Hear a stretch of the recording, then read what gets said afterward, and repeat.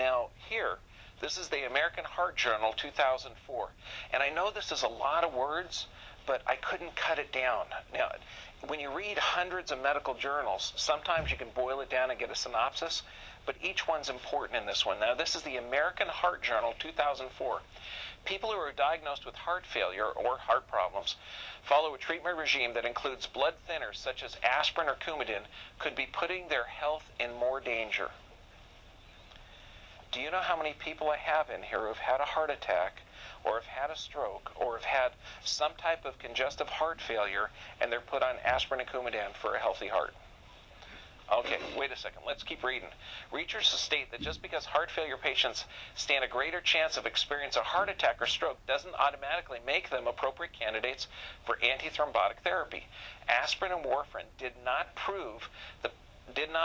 provide the patients with any valuable health benefits. This is the first study I've seen comparing blood thinners to no blood thinners.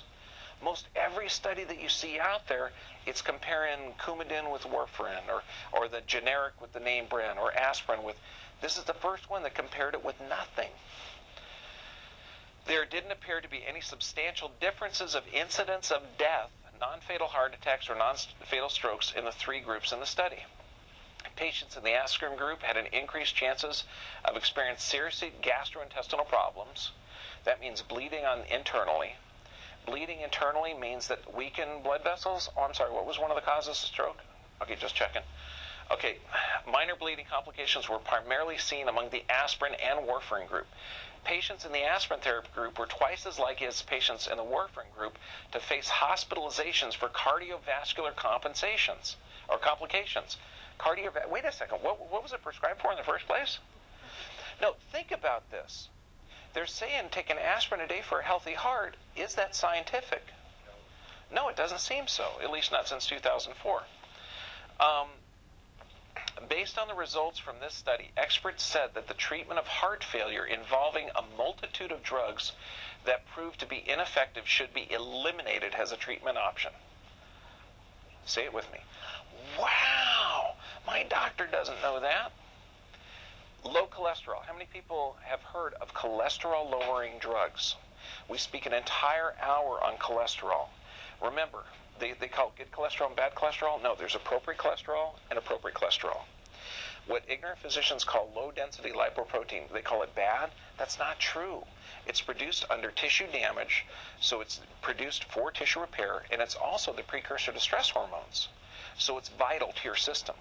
And what they're finding out now is they're trying to give everybody a universally low number for cholesterol. Should everybody have a universally number for blood pressure? No. So that cookie cutter medicine doesn't work.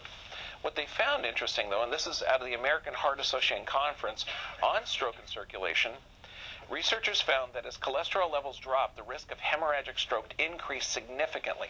Wait a second. Hemorrhagic stroke is when weakened blood vessels occur, and that's when they burst. You take a cholesterol-lowering drug. What happens? Risk of hemorrhagic stroke increases significantly. A person with cholesterol levels below 180 had twice the risk of that type of stroke compared to someone with levels of 230. Wow. Okay, how many people, just raise your hand if your doctor said that your level of cholesterol should be around 150. Okay, yeah, it's common. Evidently, they're not up on the latest research. Cholesterol that is necessary to maintain the integrity of vessel walls, low levels of cholesterol might lead to leaky vessels. And this explains why Japanese typically have low cholesterol levels and a high rate of stroke. Cholesterol drugs. Now, this is out of the American Journal of Cardiology, 2003. What are cholesterol drugs doing for you? Now, this means you take a drug. You get a blood test that shows that it's lower levels. Like if you want lower levels. Okay, let's just say you take it and you want to get lower levels. Does that stop the plaquing of the arteries? Despite greater improvements in the lipids, that's the blood test, there was no difference in calcific plaque progression, and the conclusion with respect to LDL cholesterol-lowering drugs, lower is better, is not supported by the change in calcific plaque progression. This means that your arteries have no less plaque than before treatment. Well, why are we prescribing them? Let's check. Now, this is what you can do to have healthy guidelines. Maintain healthy insulin levels. Now, eliminate grains and sugars. We're going to find this out because I wondered why. Now, why would taking sugar into your body damage arteries? Why would sugar also cause blood to agglutinate or clump together? What's the mechanism behind it? Why do diabetics have a higher rate of strokes? Okay, I wanted to find that out. Wouldn't you like to? I'd like to too. Okay, one of the things that you can do is reduce grains, eliminate grains, take a high-quality fish oil, and regular exercise. Why? Because the more you utilize those arteries, the stronger they get. But I wanted to find out why the sugar does it. So let's find out. Okay, now, if anybody can spell this word, hypertriglyceridemia. Okay, carbohydrate-induced hypertriglyceridemia, historical perspective and review of biological mechanisms. So, when you come here at the office, it's Sunday night around 9 o'clock and you want to do some light reading, that's when I found it. Out of the Journal of the American Clinical Nutrition, February 2000.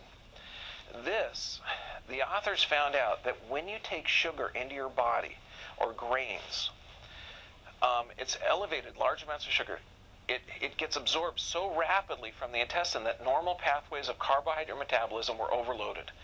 Thus, the metabolic pathways that were used may favor the synthesis of fatty acids. Most of the triglycerides raising effect of sucrose were attributed to a contents of fructose.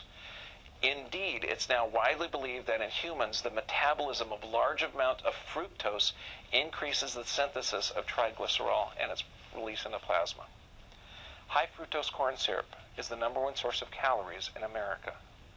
I saw a commercial that said, "Oh, honey, high fructose corn syrup, it's made from corn."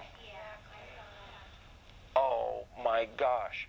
Wait a second. Does this develop into large amounts of fatty acids inside of the arteries that is absolutely linked to damage of the arteries, which is absolutely linked to increase in strokes? Wow. I've had patients that say, no, I've cut back to 2 sodas a day. And I drop my mouth and I go, oh my God, why are you doing that? Okay, no more. So if it's a synthetic, we don't eat it. It damages arteries.